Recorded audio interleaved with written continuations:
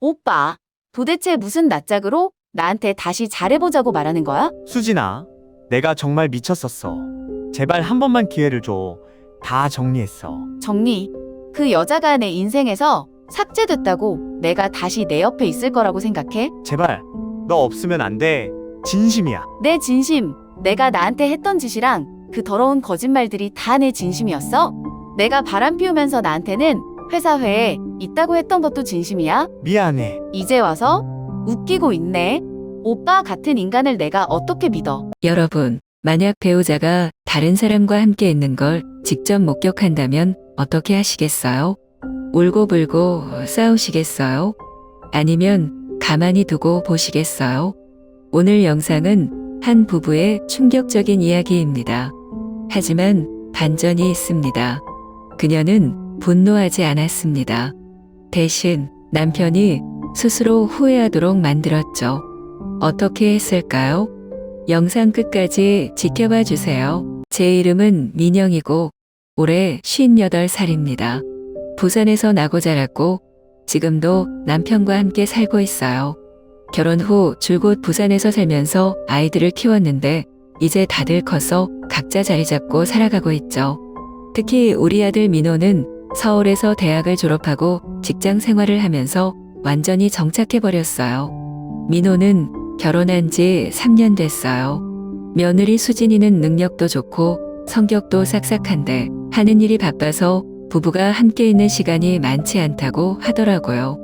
이번 주에는 해외 출장을 가서 집을 비웠대요. 그러니 우리 민호가 혼자 있을 테고 잘 지내는지 궁금하기도 해서 남편과 함께 서울로 올라가 보기로 했어요.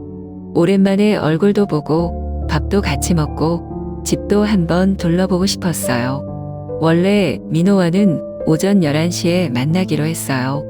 그런데 남편이 서울 가는 길에 차가 막힐까봐 조금 일찍 출발하자고 하더라고요. 부산에서 기차를 타고 서울역에 도착한 후 지하철을 타고 민호네 집까지 갔어요. 그런데 서울은 날씨가 정말 숨 막히더라고요. 부산은 그래도 바닷바람이 불어서 덜 덥게 느껴지는데 서울은 높은 빌딩들 사이에 바람이 갇혀있는 느낌이었어요. 땀이 비 오듯이 흐르고 가만히 서 있어도 머리가 띵할 정도로 후덥지근했어요. 시간을 보니 10시 20분이었어요. 기차도 지하철도 생각보다 사람이 적어서 예상보다 훨씬 빨리 도착한 거죠. 마침 주변에 앉아 쉴 만한 곳도 없고 그냥 서 있자니 너무 덥고 힘들어서 민호한테 메시지를 보냈어요. 엄마랑 아빠 도착했어. 날씨 너무 덥다. 먼저 올라가도 될까? 그런데 민호한테서 온 답장은 예상 밖이었어요. 엄마, 너무 일찍 왔네. 11시 정각에 올라와. 처음엔 장난치는 줄 알았어요. 그래서 다시 물어봤죠. 날씨가 너무 더워서 그런데 그냥 들어가서 에어컨 좀 쓰면 안 될까? 하지만 이번에도 같은 답변이 왔어요. 지금은 안 돼. 11시 정각에 와. 순간 당황했어요. 이게 무슨 말인가 싶었어요. 가족인데 그것도 한두 시간 차이도 아니고 겨우 40분 일찍 왔다고 집에 못 들어가다니. 남편도 어이없어 하면서 말했어요. 뭐야, 그냥 들어오라고 하면 될걸. 밖에서 이 더위에 기다리라는 거야? 정말 이해가 안 갔어요. 혹시 무슨 이유가 있는 걸까 싶어서 남편과 함께 근처 편의점으로 갔어요. 시원한 음료수를 하나 사서 마시면서 생각해봤지만 도저히 납득이 안 됐어요. 부모님이 찾아오면 반갑게 맞아주는 게 보통 아닌가요? 민호는 원래 그런 애가 아닌데 요즘 일이 많아서 스트레스를 많이 받는 걸까? 아니면 집이 어질러져 있어서 정리할 시간이 필요한 걸까? 별별 생각이 다 들었어요. 나는 핸드폰 화면을 다시 확인했다. 시간은 아직 10시 20분. 약속 시간까지 40분이나 남아 있었다. 땀이 이마에 송골송골 맺혀서 손수건으로 닦으면서 남편을 바라보았다. 아니, 도대체 왜 그러는 걸까? 이렇게 더운데 들어가서 쉬면 안 되나? 남편은 미간을 찌푸려 쓰지만 별말 없이 고개만 끄덕였다. 차 안에서 에어컨을 켜놓고 기다리고 있었지만 내 마음은 전혀 시원하지 않았다. 아니, 이 먼 길을 와서 약속 시간보다 조금 일찍 도착했다고 이렇게 기다려야 하나? 부모가 자식 집에 가는 게 이렇게까지 눈치 볼 일이었나? 그래도 그냥 넘어갈 수가 없어서 다시 민호에게 전화를 걸었다. 신호음이 2번 울리고 나서야 민호가 전화를 받았다. 엄마, 왜? 너 지금 뭐 하는데? 날도 더운데 그냥 들어가서 쉬면 안 되겠니? 엄마, 나 지금 집 정리하고 있어. 아직 다 못 끝냈어. 조금만 기다려줘. 목소리는 평소처럼 담당했다. 미안해하는 기색도 없었고 그냥 당연하다는 듯한 톤이었다. 정리? 그럼 어제 미리 해놓지 그랬니? 어제 바빴어. 조금만 기다려줘. 아니, 대체 뭐가 그렇게 정리할 게 많아서 부모를 문 앞에서 기다리게 하니? 엄마, 그냥 좀 기다려줘. 뚝. 전화가 끊어졌다. 순간 울컥하는 감정이 올라왔다. 나는 남편을 돌아보며 말했다. 아니, 이게 말이 되나? 우리가 남인가? 부모가 아들 집에 가는데도 이렇게 문턱이 높아. 남편은 한숨을 쉬며 창밖을 내다봤다. 뭐, 요즘 젊은 애들은 다 저런가 보지. 우리 때랑은 생각이 다를 수도 있고. 그래도 이건 아니지. 부모를 밖에서 기다리게 하는 게 어디 있어? 저게 가정교육 제대로 받은 사람이 할 짓인가? 남편이 대답을 안 하자 나도 더는 말을 잇지 않았다. 그런데 왠지 가슴이 답답하고 기분이 점점 나빠졌다. 그냥 올라가자. 별거 아니야. 무슨 대단한 정리를 한다고 이 더위에 밖에서 기다려야 해. 남편도 더운지 지친 표정을 지으며 고개를 끄덕였다. 그렇게 우리는 차에서 내려 아파트 입구로 걸어갔다. 현관에서 비밀번호를 누르려고 했는데 아차 싶었다. 몇 달 전에 비밀번호를 바꿨다는 걸 까맣게 잊고 있었다. 그래서 어쩔 수 없이 초인종을 눌렀다. 띵동. 기다렸지만 문은 열리지 않았다. 나는 인터폰 카메라를 통해 집안을 들여다봤다. 그런데 순간적으로 화면 안쪽에서 무언가 움직이는 것이 보였다. 민호의 뒷모습이었는데 그 뒤로 확실히 뭔가 스치듯 지나갔다. 나는 순간 심장이 철렁 내려앉았다. 여보, 지금 적었어? 남편도 고개를 갸웃했다. 뭘 봤는데? 방금 민호 뒤로 누가 지나갔어. 확실히 봤어. 남편이 다시 인터폰을 보려 했지만 이미 화면은 꺼져 있었다. 도대체 집안에 누가 있는 걸까? 나는 다시 초인종을 눌렀다. 띵동. 아무 응답이 없었다. 민호, 엄마야. 문 열어. 이제는 분명 뭔가 이상했다. 부산으로 돌아오는 기차 안에서 나는 창밖만 멍하니 바라보고 있었다. 남편도 아무 말 없이 핸드폰만 만지작거리고 있었다. 평소 같았으면 서울 온 김에 맛있는 거라도 먹고 갈 텐데 이번엔 도저히 그럴 기분이 아니었다. 기차가 움직이는 내내 머릿속이 복잡했다. 민호는 우리가 부산으로 돌아온 뒤에 전화를 걸어 사과했다. 엄마, 미안해. 일부러 그런 건 아니야. 그냥 갑자기 집 정리할 게 많아서 그랬어. 그래, 알겠다. 짧게 대답하고 전화를 끊었지만 마음속에 남는 찝찝함은 사라지지 않았다. 그날 이후로도 계속 신경이 쓰였다. 민호가 뭔가를 숨기고 있는 것 같았다. 대체 그날 집안에는 누가 있었던 걸까? 그리고 왜 우리를 집에 못 들어오게 했을까? 일주일이 지나고 며느리 수진이가 해외 출장을 마치고 돌아왔다. 수진이가 돌아온 날 저녁 나는 참지 못하고 전화를 걸었다. 수진아, 출장 잘 다녀왔어? 네, 어머님. 생각보다 일정이 길어져서 많이 피곤하네요. 그렇겠지. 그런데 말이야. 혹시 요즘 민호랑 통화 자주 했니? 네. 아, 네. 남편이 출장 중에도 자주 연락했어요. 그런데 지난 주말에는 갑자기 회의가 잡혀서 바빴다고 하더라고요. 그래서 전화는 많이 못했어요. 나는 순간 말이 나오지 않았다. 회의. 네. 갑자기 중요한 미팅이 생겼다고 했어요. 그래서 주말 내내 정신없었다고 하던데요. 나는 아무 말 없이 가만히 있었다. 머릿속에서는 그날의 장면이 스쳐 지나갔다. 민호는 분명 집에 있었다. 인터폰 화면에서 본 그의 모습도 설명했다. 그런데 그렇다면 수진이에게 거짓말을 한 걸까? 나는 아무렇지 않은 척하며 말했다. 그래, 출장 다녀오느라 피곤할 텐데 쉬어. 나중에 또 연락하자. 네, 어머님. 좋은 밤 되세요. 전화를 끊고 난 뒤 나는 핸드폰을 꼭 쥐었다. 분명 뭔가 있다. 그날 민호는 집에 있었는데 왜 수진이에게는 바쁘다고 했을까? 그럼 집에 있던 다른 사람은 대체 누구였을까? 불길한 기분이 들었다. 그날 이후로도 마음이 계속 편치 않았다. 민호가 무언가를 숨기고 있다는 생각이 머릿속에서 떠나질 않았다. 그렇다고 내가 직접 캐물을 수도 없었다. 괜히 오해해서 문제를 만들면 안 되니까. 그러던 중 출장에서 돌아온 지 한참 된 수진이가 오랜만에 서울에서 일이 있다고 해서 나도 같이 가기로 했다. 서울에 온 김에 민호도 보고 같이 밥이라도 먹을 생각이었다.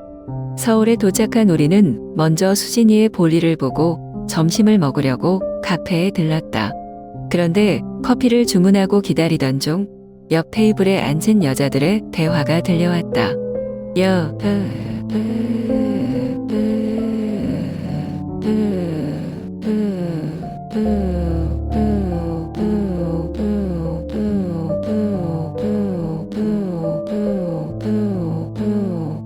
그 얘기 들었어? 저번에 우리 아파트에서 민호 씨가 젊은 여자랑 같이 들어가는 거 봤다던데. 진짜. 근데 민호 씨 와이프 출장 중 아니었어? 내 심장이 순간 멎을 것 같았다. 나는 반사적으로 수진이를 쳐다봤다. 다행히 수진이는 메뉴판을 보느라 아무것도 듣지 못한 것 같았다. 아니, 우리 남편이 그날 야근하고 집에 오는데 아파트 입구에서 봤대. 두 사람이 같이 들어가더라. 헐, 그냥 지인일 수도 있지 않아. 그럴 수도 있는데 우리 남편이 보기엔 좀 친밀해 보였다. 손이 떨려서 들고 있던 커피가 흔들렸다. 나는 애써 침착한 척하며 자리에서 일어났다. 수진아, 나 잠깐 화장실 좀 다녀올게. 화장실로 들어가서 거울을 보는데 얼굴이 새파래져 있었다. 그날 민호가 우리를 문 앞에서 기다리게 한 이유가 이것 때문이었나? 그럼 그때 집안에 있던 사람이 대체 누구였을까? 나는 가슴이 쿵쾅거리는 걸 애써 진정시키며 다시 자리로 돌아갔다. 그런데 그 순간 수진이가 내 표정을 보더니 이상하다는 듯 물었다. 어머님, 괜찮으세요? 어디 아프세요? 나는 순간 당황해서 손사래를 쳤다. 아니야, 그냥 갑자기 머리가 좀 아파서 그래. 날씨가 더워서 그런가 봐. 그럼 얼음물 하나 더 시킬까요? 아니야, 괜찮아.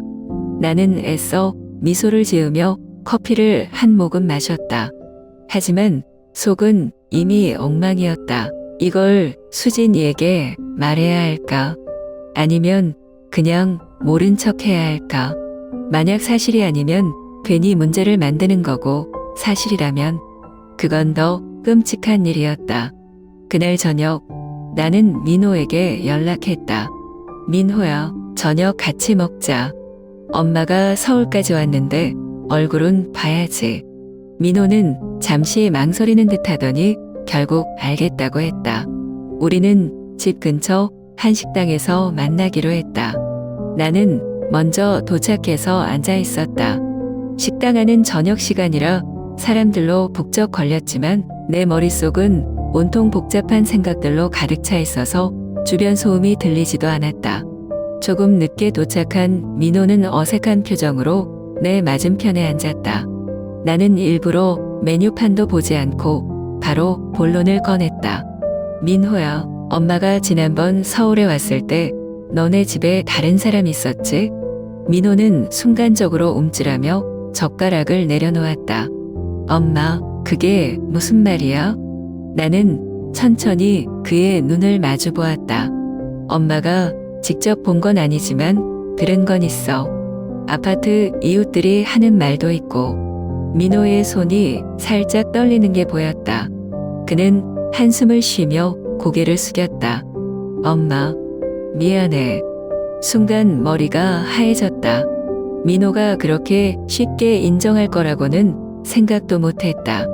엄마는 내가 어떤 애인지 안다고 생각했어. 엄마가 어떻게 키운 아들인데. 엄마, 나도 내가 이렇게 될 줄 몰랐어. 그럼 그 여자 누구야? 그냥 회사 동료야. 수진이가 출장 간 이후로 그냥 이런저런 이야기를 하다가 그렇게 됐어. 이런저런 이야기를 하다가 그렇게 됐다니? 너 지금 그 말을 하면서 부끄럽지도 않니? 민호는 말없이 입술을 깨물었다. 나는 더 이상 아무 말도 할 수가 없었다. 그렇게 어색한 침묵이 흐른 채 저녁 식사가 이어졌다. 나는 젓가락을 몇 번 들었다가 내려놓기를 반복했다. 아무리 배가 고파도 목구멍으로 음식이 넘어가지 않았다. 식사가 끝날 때쯤 민호가 조심스럽게 입을 열었다. 엄마, 엄마는 수진이한테 이 이야기 할 거야? 나는 아무 대답도 하지 않았다. 호텔로 돌아와 창밖을 바라보았다. 서울의 야경은 화려했다. 저 멀리 보이는 빌딩 불빛들이 하나둘씩 꺼지고 있었다. 하지만 내 마음속 고민은 꺼지기는커녕 점점 더 커지고 있었다. 수진이는 착한 아이였다. 결혼하고 나서도 늘 우리 부부를 친부모처럼 챙겼다. 그런 아이를 속일 수 있을까? 하지만 만약 이 사실을 말하면 민호의 가정은 무너질 것이 뻔했다. 그리고 그 후 폭풍을 감당할 수 있을까? 나는 밤새 고민했다. 하지만 아무리 생각해도 답이 나오지 않았다. 그러다 결국 아침이 밝아올 즈음 나는 결심했다. 진실을 말하기로. 내가 이걸 숨긴다면 평생 수진이를 볼 때마다 죄책감에 시달릴 것이 분명했다. 그리고 무엇보다 그녀는 알아야 했다. 나는 핸드폰을 집어들었다. 수진이에게 전화를 걸었다. 진실을 전한 그날 이후 수진이는 아무 말도 하지 않았다. 내가 전화를 걸었을 때도, 그날 직접 만나 이야기를 했을 때도 그녀는 감정을 드러내지 않았다. 그저 조용히 듣고만 있었다. 알겠어요, 어머님. 단 한마디. 그리고 그 후로 며칠 동안 수진이는 아무 연락도 하지 않았다. 나는 걱정이 되어 몇 번이고 메시지를 보냈지만 답장이 오지 않았다. 혹시 너무 충격을 받은 건 아닐까? 울고 있진 않을까? 아니면 아무렇지도 않은 척 마음속으로 끓어오르는 감정을 삼키고 있는 걸까? 그러던 어느 날 수진이가 갑자기 연락을 해왔다. 어머님, 시간 되시면 같이 산책하실래요? 나는 순간 당황했지만 곧바로 알겠다고 했다. 수진이는 평소와 다름없는 목소리였다. 그날 오후 우리는 민호네 아파트 근처 공원을 걸었다. 가을이 깊어가면서 선선한 바람이 불었지만 내 마음은 어쩐지 불안했다. 도대체 수진이는 무슨 생각을 하고 있는 걸까? 그러다 우리가 작은 카페에 들어갔을 때 수진이가 갑자기 입을 열었다. 어머님, 저는 이 일을 그냥 넘어가지 않을 거예요. 나는 깜짝 놀라 그녀를 바라보았다. 수진아, 무슨 말이야? 저 울지 않았어요. 처음엔 멍했지만 가만히 생각해 보니까 이렇게 당하고만 있을 이유가 없더라고요. 수진이는 커피를 한 모금 마셨다. 그녀의 표정은 차분했지만 눈빛은 날카로웠다. 민호 오빠한테 매달릴 생각 없어요. 다시 붙잡고 용서해주고 그런 거 안 할 거예요. 그럼 넌 어떻게 할 생각이니? 그 사람이 저를 잃고 나서 후회하게 만들 거예요. 나는 순간 말문이 막혔다. 후회하게 만든다고? 내가 직접 복수라도 하겠다는 거니? 복수라기보다는 그냥 있는 그대로 보여주는 거죠. 제가 어떤 사람인지, 민호 오빠가 놓친 게 무엇인지. 너무 감정적으로 행동하는 건 좋지 않아, 수진아. 차라리 시간을 두고 천천히 생각해보면. 어머님, 저는 오랫동안 고민했어요. 근데 한 가지 확실한 건 제가 이렇게 가만히 당하고만 있을 사람은 아니라는 거예요. 나는 그녀를 말리고 싶었지만 수진이의 눈빛을 보니 더 이상 아무 말도 할 수 없었다. 내가 알던 착하고 순한 며느리는 이제 없었다. 대신 내 앞에는 무언가를 단단히 결심한 여자의 얼굴이 있었다. 그날 이후 수진이는 단 한마디도 민호에 대한 이야기를 하지 않았다. 내가 먼저 걱정스러운 눈빛으로 그녀를 바라보아도, 남편이 은근히 분위기를 살펴보아도 수진이는 아무렇지 않다는 듯이 행동했다. 여전히 아침이면 일어나서 정리를 하고 우리 부부에게 따뜻한 밥을 차려주었고 늘 그렇듯 삭삭하게 행동했다. 하지만 분명한 변화가 있었다. 민호에게 더 이상 신경을 쓰지 않는다는 것. 이전까지는 민호가 퇴근하면 먼저 전화를 걸어 어디쯤인지 물어봤고 늦으면 늦는다고 걱정을 했다. 식사할 때도 민호가 좋아하는 반찬을 챙겼고 출근할 때는 넥타이를 매만져주면서 오늘도 힘내요라고 다정하게 말하곤 했다. 그런데 이제는 그런 모습이 완전히 사라졌다. 민호가 늦게 오든 일찍 오든 수진이는 더 이상 신경을 쓰지 않았다. 퇴근 후에도 별다른 연락 없이 자신의 일상을 즐겼고 민호가 들어와도 왔어요 정도로만 가볍게 인사를 하고 다시 자기 할 일을 했다. 그러던 어느 날이었다. 민호가 퇴근해서 집에 들어오는데 거실에서 낯선 분위기가 감돌았다. 소파에 앉아있던 수진이가 화려한 원피스를 입고 은은한 화장을 한 채 휴대폰을 보고 있었다. 평소라면 집에서는 늘 편한 옷차림이었는데 오늘따라 그녀의 모습은 달랐다. 민호가 눈썹을 찌푸리며 물었다. 어디가? 수진이는 살짝 미소를 지으며 거울을 보면서 머리를 정리했다. 친구 만나러 가려고요. 이렇게까지 차려입고? 오랜만에 약속이 잡혀서. 무슨 친구? 어머, 오빠가 내 친구들 일일이 다 알아야 해? 민호는 순간 말문이 막혔다. 수진이는 가볍게 가방을 들고 현관으로 향하며 말했다. 저녁은 알아서 챙겨 먹어.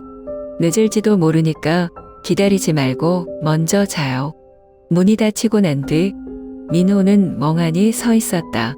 분명 이전까지는 자신이 중심이었는데 지금은 자신이 아닌 다른 무언가가 수진이의 중심이 된 것 같았다. 그런 감정을 처음 느낀 듯 했다.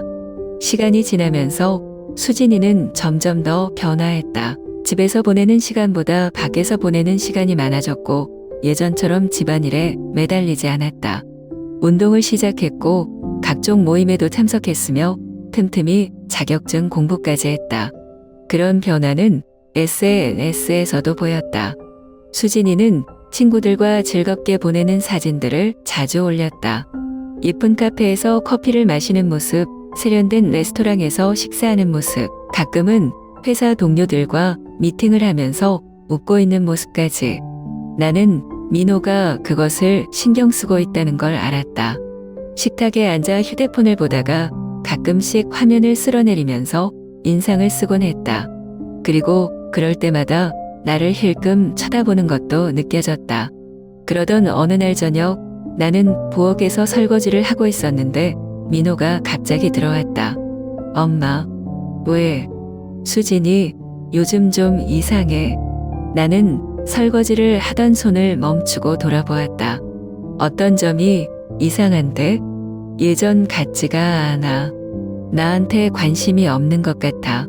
예전에는 내가 늦게 오면 걱정도 해주고 내가 뭘 좋아하는지도 챙겨줬는데 요즘은 그런 게 하나도 없어. 나는 한숨을 쉬며 젖은 손을 닦고 민호를 바라보았다. 그래서 그냥 이상하다고. 내가 걱정돼. 민호는 대답하지 않고 고개를 숙였다. 나는 그 모습을 보고 마음속으로 쓴웃음을 지었다. 이제야 느껴지는 걸까? 자신이 한 행동이 어떤 결과를 불러왔는지를. 나는 조용히 말했다. 민호야, 걱정되면 내가 신경을 쓰면 되잖아. 수진이가 왜 변했을 것 같아? 그냥 변한 걸까? 아니면 변할 수밖에 없었던 걸까? 민호는 내 말을 듣고도 아무 대답도 하지 않았다. 나는 다시 설거지를 하며 중얼거렸다. 이제야 소중한 걸 깨닫는 건가 보네. 그날 밤 나는 민호가 혼자 거실에서 휴대폰을 보며 깊은 생각에 잠긴 모습을 보았다. 그러나 이제는 늦었다. 수진이는 이미 다른 길을 걷고 있었고 그 길에서 민호는 점점 멀어지고 있었다. 그날 저녁 민호는 평소보다 일찍 퇴근했다. 요즘 수진이가 집에 있는 시간이 줄어든 게 신경 쓰였는지 바쁜 척하면서도 자꾸 집으로 서둘러 오는 것 같았다. 하지만 예전과 달리 집에 돌아와도 따뜻한 분위기는 없었다. 현관문을 열고 들어섰을 때 거실에서 들려오는 밝은 목소리가 들렸다. 아, 진짜. 내일은 시간 되니까 만나자. 민호는 순간 걸음을 멈췄다. 수진이가 소파에 앉아 누군가와 통화를 하면서 웃고 있었다. 예전처럼 피곤한 얼굴이 아니라 무언가 기대에 찬 듯한 목소리였다. 민호는 짜증이 밀려오는 걸 느끼며 말했다. 누구랑 통화하는데? 수진이는 핸드폰을 귀에서 떼고 민호를 바라보았다. 그냥 친구. 무슨 친구? 오빠가 몰라도 되는 친구. 민호는 순간적으로 기분이 이상해졌다. 자신이 알지 못하는 사람과 약속을 잡고 웃으며 대화를 나누는 아내의 모습. 그것이 익숙하지 않았다. 무슨 친구인데 그렇게 웃으면서 통화까지 해. 오빠는 회사 동료랑 술 마시고 같이 밥 먹고 늦게 들어와도 아무렇지 않았잖아. 나는 안 돼. 수진이는 짧게 웃더니 핸드폰을 들고 방으로 들어갔다. 민호는 묵묵히 서 있었다. 나는 그런 민호를 보며 속으로 생각했다. 이제야 너도 불안함을 느끼는 거니? 며칠 후 수진이는 마침내 민호와 제대로 된 대화를 나누기로 결심했다.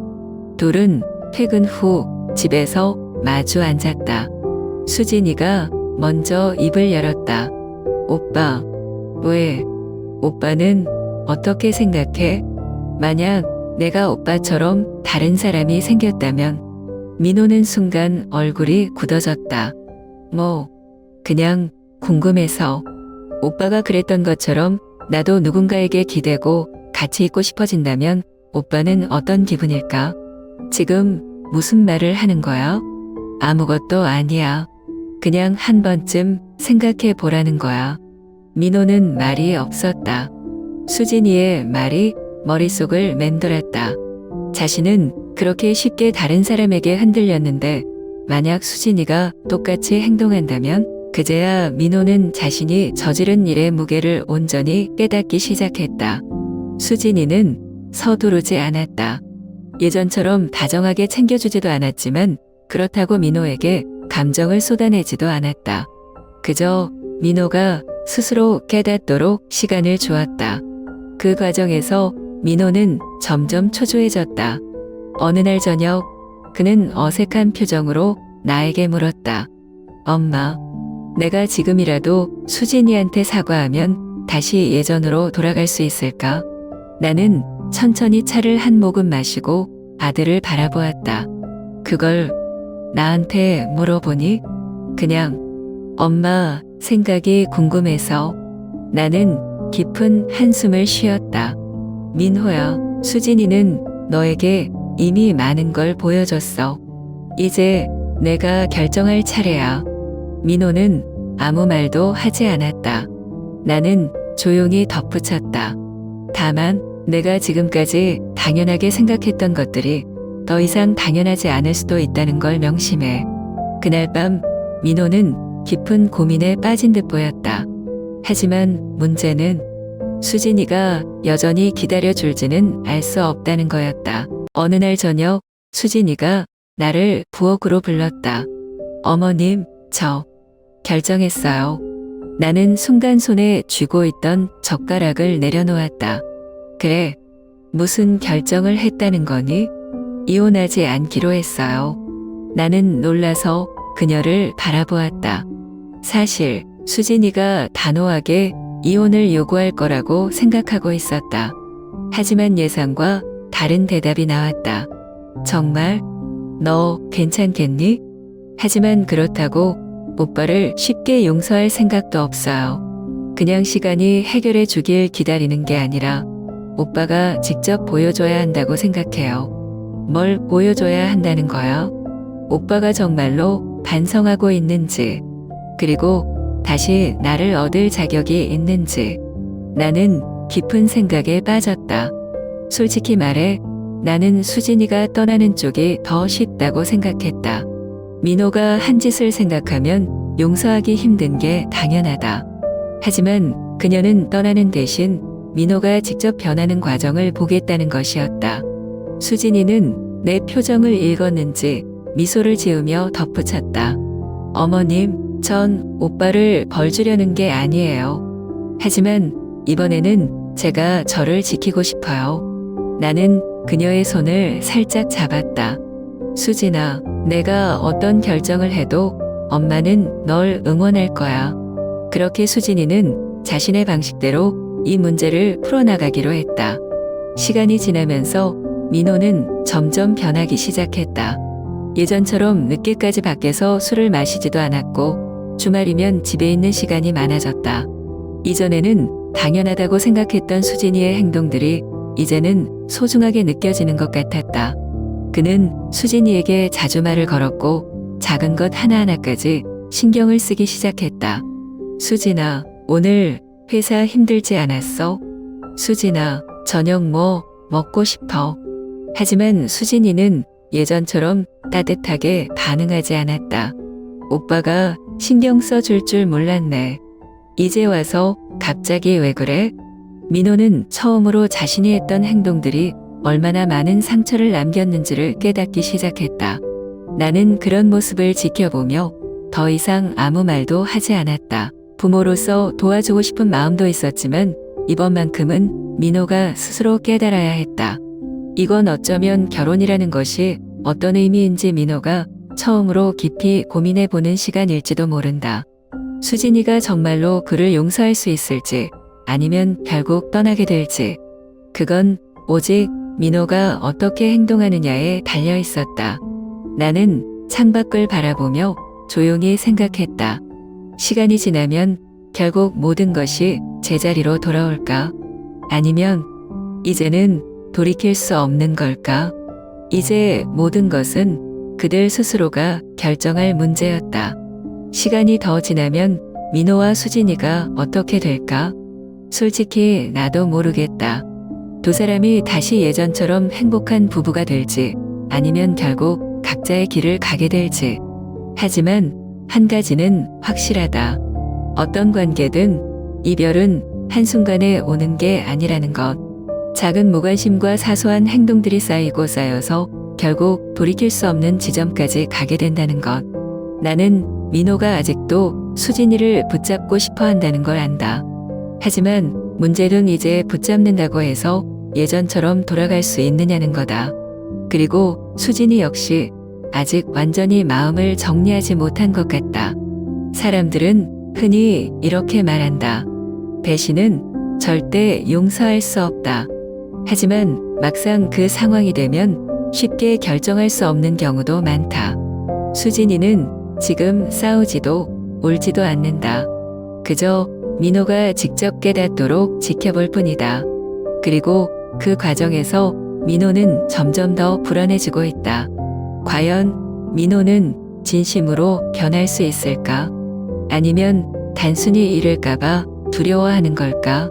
그리고 수진이는 과연 민호를 다시 받아들일까? 아니면 이 모든 과정이 그저 의미 없는 시간 끌기에 불과할까? 만약 당신이 수진이라면 어떻게 했을까? 용서할 것인가? 아니면 떠날 것인가?